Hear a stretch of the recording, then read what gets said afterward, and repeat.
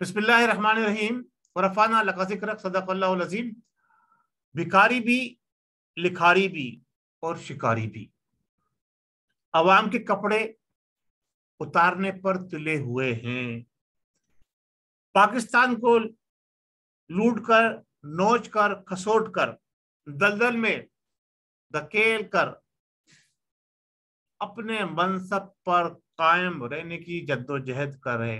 नाजरीन, मैं आपका मेजबान अहमद सदर कुरैशी आपके अपने पसंदीदा प्रोग्राम जिसका उन्वान होता है आपके सामने लेके आपकी खिदमत में हाजिर हूँ। नाजरीन, आज हम जो बातें करेंगे उसमें बड़ी अहम बातें हैं और बड़े अहम नुकात हैं, और माजी से अगर हम उसको मिलाएंगे और मैं इंशाल्लाह तबारक व तआला आपको कोशिश करूंगा कि मुख्तसर से टाइम में बहुत कुछ समझा दूं, बहुत कुछ बताने की कोशिश करूं और शायद उतर जाए आपके दिल में मेरी बात। चंद आला ओहदेदार, बड़े ओहदों पर फाइज अफराद की करप्शन, कानून शिकनी का खमियाजा पूरी 22 करोड़ अवाम भुगत रही है। एक दूसरे को ब्लैकमेल करके अपने आप को सुरखरू करने की जद्दोजहद और कोशिशें जारी हैं। यह है आज के प्रोग्राम का सारा एक लुबाब। अच्छा, दूसरी तरफ हम ये बात लेके चलते हैं कि जनाब क्या हो रहा है। तो अगर हम गौर करें, हम देखें, तो हम इस नतीजे पे पहुंचते हैं कि जनाब अली एक खास तबका, जिसे हम ये कहते हैं कि वक्त हाजिर के एक बड़े फितने का ज़हूर कर चुका है, और अब हमें क्या करना है? हमें खुद भी इस फितने से बचना है और दूसरों को भी इस फितने से बचाने की जद्दोजहद और कोशिश करनी है। नाज़रीन, आपको मालूम होना चाहिए कि पीटीआई जो पाकिस्तान तहरीक इंसाफ है, इसके कारकुनान ना ही सियासी हैं, ना ही मजहबी हैं, ना ही उनको कोई समाजी समझ और अकल और दानिश है। वो है एक, ये समझ लें कि जिसे हम कहते हैं ना ग्लेबर की दुनिया, और जिसे आप ये कह लें वर्सटाइल पीपल, लोग जो जैसे सेलिब्रिटीज होते हैं मुल्कों के अंदर। तो सेलिब्रिटीज जो मुल्कों के अंदर होते हैं, उनको लोग क्या करते हैं, उन्हें ऐसे सरोकार नहीं कि उस सेलिब्रिटीज का माजी कितना दागदार है, सेलिब्रिटीज क्या कर रहा है, बस वो उसकी चाहत में, उसकी मोहब्बत में दीवाने होते हैं। वो जो कुछ कर रहा होता है वो आमन्ना सदकना मान रहे होते हैं। तो यही सूरत हाल, यही कैफियत कुछ इस वक्त पाकिस्तान के अंदर है। 25-30-50 हजार नौजवान जो है वो हर, जिसे कहते हैं सूबे में, हर जिले में निकल आता है। अगर हम बात करें, थोड़ा सा माजी में जाए देखें, तो पाकिस्तान में एक सेलिब्रिटी उभरा था जिसका नाम था अल्ताफ हुसैन। उसकी भी कैफियत कुछ इसी तरह से थी कि कारकुनान को उससे कोई गर्ज नहीं थी कि वो कौन है, क्या कर रहा है, क्या करने जा रहा है, क्या करेगा पाकिस्तान की अवाम के साथ, क्या जुल्म ढोएगा पाकिस्तान की अवाम पर। बस वो दीवाने थे।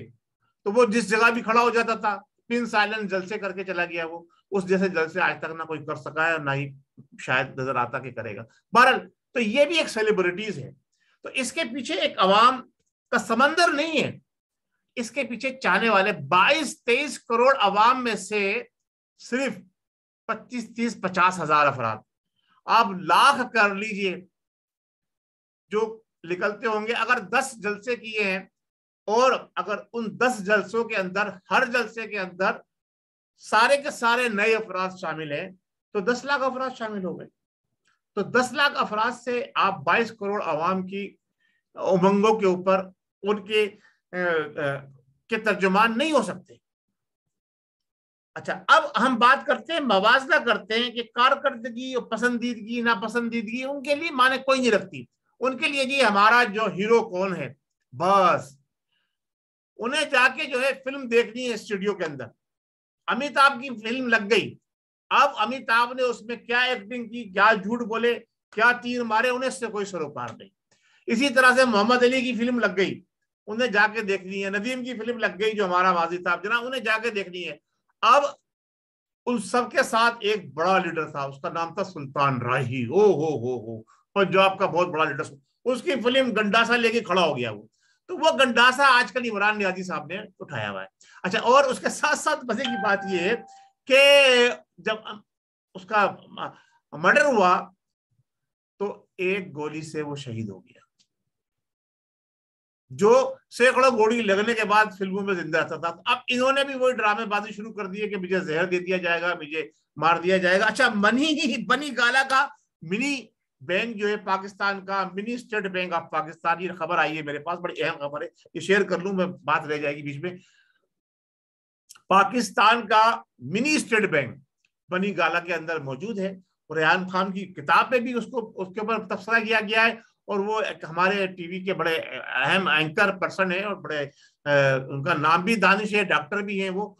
उन्होंने उसका ऑपरेशन किया है अपने प्रोग्राम में। अगर आप चाहें तो पूरी तफसील जानने के लिए इस प्रोग्राम में देख लीजिएगा कि बाथरूम के बड़ी गाला का जो नियाजी साहब के कमरे के बाथरूम के सामने जो अलमारी है, उसके अंदर नोटों के थैले भरे जाते हैं, बाहर से आते हैं और तकसीम होते हैं, जाती इस्तेमाल में जाते हैं, पार्टी फंड ये वो सारा बड़ी मकदार के अंदर वहां मौजूद है।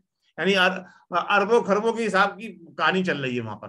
तो उसके ऊपर भी जरा गौर कर लीजिए। अच्छा, इसके साथ साथ में जो बात करने जा रहा था, बड़ा अहम नुक्ता आपके सामने लेकर आया हूं। अच्छा, मैं थोड़ी सी तारीख के हवाले से आपको मिसाल देना चाहता हूं कि माजी के अंदर जो कुछ पाकिस्तान के अंदर हुआ है, जो जद्दोजहद जिन लोगों ने की है, वही सिचुएशन इस वक्त है। भुट्टो साहब की असेंबली, एक तरफ सोशलिज्म का नारा, दूसरी जनाब कम्युनिज्म का नारा, और बीच में से जब कोई अच्छा रेबो रहनमा होता है ना, इस्लामियात को निकाल कर, यानी इस्लामी मामलात को निकाल के, इमाम इनकलाब हाफिज कारी शाह अहमद दुरानी सिद्दीकी, अभी उनका जो कल जो है उनकी जो है वो उर्स की तकरीबात का सिलसिला भी जारी है, कल होने वाला है, कल से 3-4 दिन चलेगा। तो मैं उन्हीं के हवाले से आपको बता रहा हूँ बात ये कि इमाम इनकलाब ने 1969 के अंदर गजाली जमा सैयद सईद अहमद काज़मी रहमतुल्लाह अलैह और दूसरे 3-4 उस्ताज़ा इकराम और जो क्या कहते हैं जनाबी रेबर और रहनमा थे उस वक्त के बड़े, उसमें भी एक बंदयाल उनका नाम था, मेरे ज़हन से इस वक्त निकल गया नाम, अभी अभी लिख रहा है, अकाबरीन, अपने अकाबरीन की ख्वाहिश पर उनके अहकामात की रोशनी में जो है सियासत के अंदर कदम रखा। और सियासत पे कदम रखने के बाद जब वो सियासत में आगे बढ़े तो इस तरह से सियासत पे छाए कि बड़े बड़े जो उस वक्त के सियासी रहनुमा थे उनको सबको उन्होंने पीछे छोड़ दिया। और अब मैं आगे बात लेके चलता हूँ उस तरफ के जो उन्होंने असल कारनामा अंजाम दिया और जिसकी मिसाल मैं आपको यहाँ देना चाह रहा हूँ। उस वक्त जो इश्यूज थे कौम को, जब जुल्फकार अली भुट्टो ने संभाला था, इस वक्त अहले सुन्नत की सियासी क़ुव्वत जो थी वो बिल्कुल टूटी हुई थी, रेजा रेजा हो चुकी थी। तो ये कायदे मिल्लत इस्लामी हाफिज़ुल कारी थे कि जिन्होंने सारे अहले सुन्नत वल जमात को एक प्लेटफॉर्म पे इकट्ठा किया और नजरियात इस्लाम पर लगने वाली ज़रब, जो नजरिया इस्लाम पर ज़रब लगाने की कोशिश कर रहे थे, जिसमें सर फहरिस्त कादियानी थे, उसके बाद कम्युनिज्म था, उसके बाद भुट्टो साहब जो कम्युनिज्म पाकिस्तान की जड़ों के अंदर घुसा हुआ था। भुट्टो साहब सोशलिज्म के नाम पर जनाब जुल्फकार अली भुट्टो मुल्क के अंदर आवाम को मुतासिर कर चुके थे। यानी उस वक्त भुट्टो जो था, जिस तरह से आज नियाजी छाया हुआ ना, उस वक्त भुट्टो छाया हुआ था, जो भुट्टो ने कह दिया बस वो होना है। तो अब इमाम इनकलाब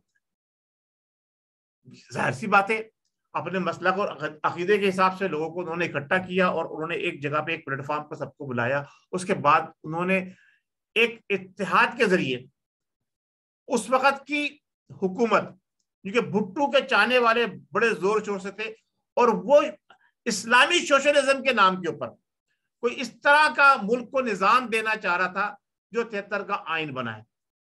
उसके रास्ते में जो रुकावट पड़ी, इमाम इनकलाब शाह अहमद दुरानी सिद्दीकी रहमतुल्लाह अलैह की पड़ी।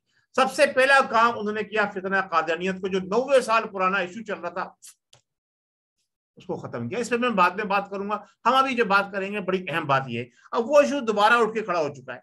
इसके साथ साथ जनाब अली उन्होंने तमाम मकातिब फिक्र के लोगों को भी जनाब अली इस्लाम और दीन के मुतालिक जो है वो ब्रीफिंग दी और उनको कहा कि जनाब अली पाकिस्तान के अंदर अगर कोई निजाम चल सकता है तो वो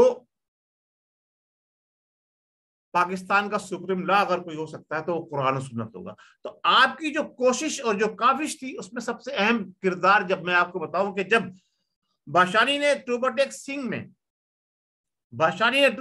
में किसान कॉन्फ्रेंस की तो इमाम इनकलाब शाह अहमद दुरानी सिद्दीकी ने कुछ ही दिनों के बाद उसी जगह पे मिलाद मुस्तफा कॉन्फ्रेंस की। ये बात है जनाब 70 की दिहाई की, 15 लाख अफराद का मजमा था, 1.5 बिलियन मार्च, जिसे बिलियन मार्च आज लोग कहते हैं ना, मिलियन मार्च मिलियन मार्च मिलियन मार्च, वो कोई मिलियन मार्च अभी तक नहीं कर सका जो इमाम इनकलाब ने 70 की दिहाई में, जब पाकिस्तान की टोटल आबादी सिर्फ कितनी थी, 17 करोड़ से भी कम थी, आज 23 करोड़ है, उस वक्त बिलियन मार्च किया था। ये मैं नहीं कह रहा हूं, ये उस वक्त के अखबार जदीरे, जो उस वक्त सोशल मीडिया तो नहीं था, उन्होंने लिखा था, बड़े बड़े सुर्खियों के अंदर छपी थी, और उन्होंने मुसलमानों को जमा करके कम्युनिज्म को मुंह तोड़ जवाब दिया। और उसी सुन्नी कॉन्फ्रेंस में टू बटेक सिंह का नाम भी तब्दील करके दारुल सलाम रखा गया। और 70 की असेंबली में आयन की तैयारी के वक्त भुट्टो को कोशिश थी कि सोशलिज्म पाकिस्तान का आइन बने, सोशलिज्म को काट कर जड़ को उन्होंने पाकिस्तान को आइन के मुताबिक इस्लामी जमहूरिया पाकिस्तान करार दिलवाया। और ये बात मुत्तफका तौर पर तय हुई कि इस्लाम के कवानीन के मुतजाद कोई कानून पाकिस्तान में नहीं बनेगा। कादियानियों को गैर मुस्लिम करार दिया गया। ये किसका काम था? ये इमाम शाह अहमद दुरानी का काम था। इस्लामी जमहूरिया का आइन मंजूर कराया जिसके तहत कोई भी ऐसा कानून नहीं बनाया जा सकता जो कि कुरान और सुन्नत से मुतजाद हो। और इस हल्फनामे को तब्दील करने की जो अभी कोशिश की गई है, ये हल्फनामा भी उसी वक्त बना था कि कोई भी जो असेंबली का मेंबर बनेगा उसको हल्फ लेना होगा। और ये मुसलमान की तारीफ उसमें बयान की गई कि मुसलमान की असल तारीफ क्या है, जो आकाए दो आलम सैयदुल मुरसलीन खातमुन नबीयीन मोहम्मद मुस्तफा सल्लल्लाहु अलैहि वसल्लम को अल्लाह तबारक व तआला का आखिरी नबी मानता हो।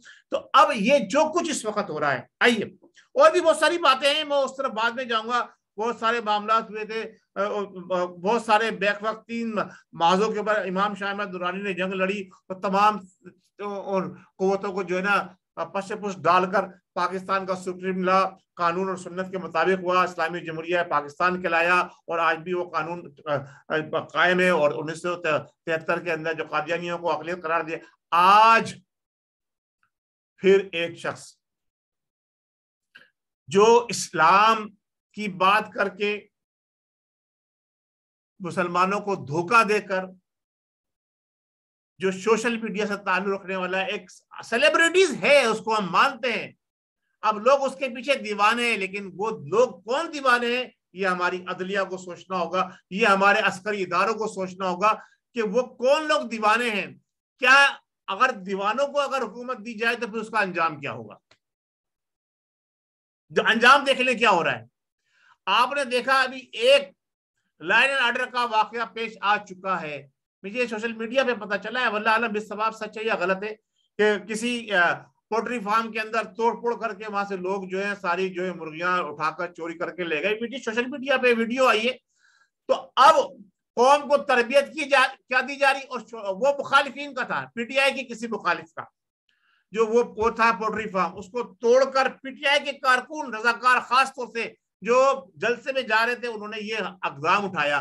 तो उनके जितने भी चेहरे उस वक्त सामने आ रहे हैं, उन सब चेहरों को जिस तरह से भी हो हुकूमत की जिम्मेदारी है उनको गिरफ्तार कैफर किरदार तक पहुंचाए, उसमें बिला तफरीक, चाहे वो पीटीआई का कारकुन है, चाहे वो जमात इस्लामी का कारकुन है, अहले सुन्नत वल जमात का कारकुन है, या वो तहरीक इंसाफ के कारकुन है, चाहे वो चोर हो, चाहे वो लुटेरे हो, चाहे वो भिखारी हो, चाहे वो जरदारी हो, जो भी कोई हो, वो सारे सोशल मीडिया पे चेहरे मौजूद है। सुप्रीम कोर्ट ऑफ पाकिस्तान को उस पर फौरी नोटिस लेना चाहिए। इससे पहले कि ये एक सेलिब्रिटी, कोई सियासतदान नहीं है, ये कोई मजहबी लीडर नहीं है, ये एक हसासी जिसे कह लें, और एक हसासी हमारे लिए और तरबियत याफ्ता,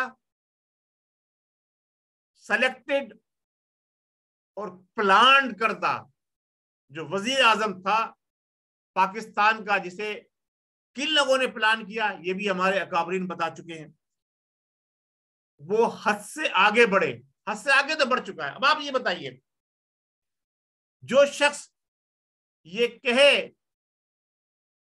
कि सुप्रीम कोर्ट ने जिन लोगों को रिलीफ दे के हुकूमत दिलवाई है, इससे बेहतर ये था कि पाकिस्तान के ऊपर एटम बम गिरा दिया जाता, अब तक वो आजाद कैसे है? अब तक हमारी हुकूमत ने उस पर नोटिस क्यों नहीं लिया?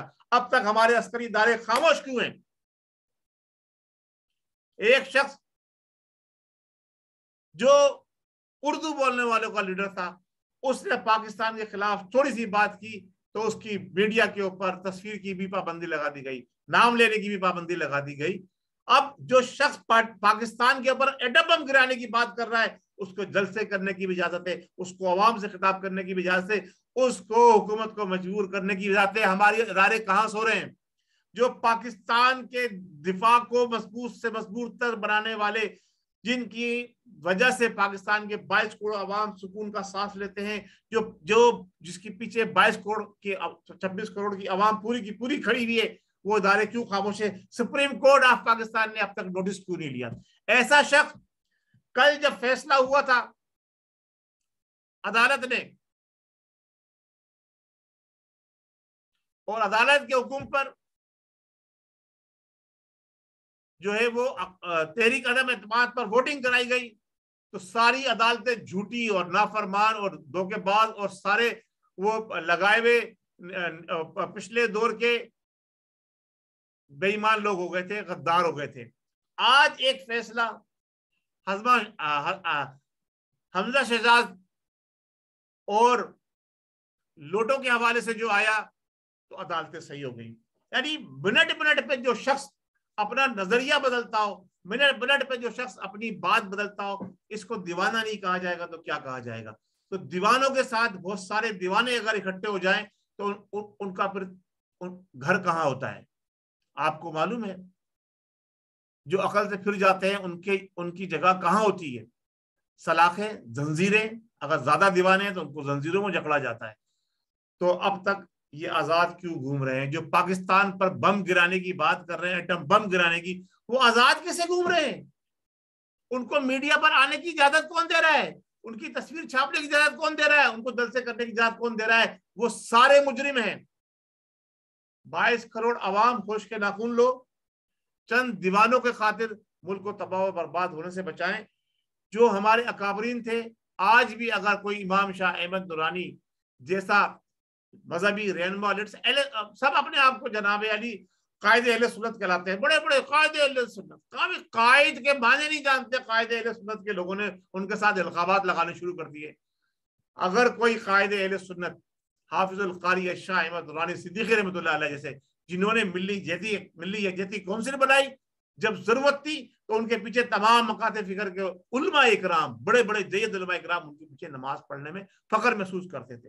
फिर जब जरूरत पड़ी तो उन्होंने मुत्तहदा मजलिस अमल बनाई, और उसका रिजल्ट भी आपने देखा कि डिक्टेटर को मजबूर कर दिया वर्दी उतारने पर। अगर आज भी कोई उन जैसा रहबर और रहनुमा निकल कर सामने आ जाए तो हम ये समझते हैं कि हम अपनी मंजिल की करीब से करीब तर हो जाएंगे, हम कुछ पालेंगे। वरना जो सूरत हाल चल रही है, रियाजी साहब ने जो किया था वो बता दिया कि उनसे गलती सरजद हो गई है। उन्होंने खादिम हुसैन रजवी साहब को खाने में जहर देकर और खाने के अंदर वो दवाई डाल के दी थी कि जिसकी वजह से उन्हें हार्ट अटैक हो गया था।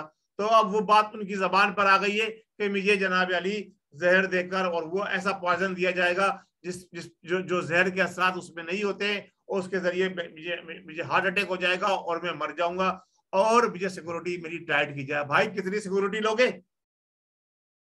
और जहर कोई बाहर का आदमी आके तो देगा नहीं, कोई आपकी आशुका माशुका ही देगी, कोई रयाम खान जैसी कोई जो एक चली गई है, दूसरी तीसरी चौथी जिनसे आपने बच्चे पैदा किए हैं, कोई आगे दे सकती होगी, या फिर आपके जो आशिक हैं जो मर्दों के अंदर मुराद सही जैसे, वो आकर आपको जेर देंगे। और बाहर का आदमी तो कोई आप तक पहुंच ही नहीं पाता है, पहुंच ही नहीं सकता है इस सिक्योरिटी के बावजूद, जितनी वहां पर सिक्योरिटी लगी हुई है। तो लिहाजा अब आप होश के नाखून लें। अब आपकी कांपे टाक रही हैं, तो अब आप जो है ना उल्टी सीधी बातें ना करें। मैं अपने इदारों से ये बात करूंगा कि जनाब 25 करोड़ अवाम का फैसला, 25,000 लोगों के जुनूनी कातिलों, रेजनों के रेबर रहनमा की इमा पर नहीं किया जाएगा, ये सोच लें। और जो लोग या वक्त से पहले ये बातें कर रहे हैं कि हुकूमत, मौजूदा हुकूमत, ठीक है मौजूदा हुकूमत भी कठपुतली है, हमें पता है, लेकिन हुकूमत होती है, हुकूमत के पास बहुत सारे पावर और अख्तियारात होते हैं, वो इसका इस्तेमाल कर सकती है। बहुत शुक्रिया। अस्सलाम वालेकुम वरहमतुल्लाहि वबरकातुहू। पाकिस्तान जिंदाबाद। फैसला आपने करना है। जो मैंने बातें कही हैं उस बातों की रोशनी के अंदर कि हम कहाँ खड़े हुए। एक जुनूनी, एक कातिल इसलिए कह रहा हूं, वजाहत कर दूं, कातिल इसलिए कह रहा हूं कि इसने रमजान मुबारक के अंदर निहत्ते रोजादारों को ऊपर गोलियां चलवाई और कत्ल किया है। ये कातिल है, कातिल है। खादिम हुसैन रिजवी का भी कातिल है ये शख्स।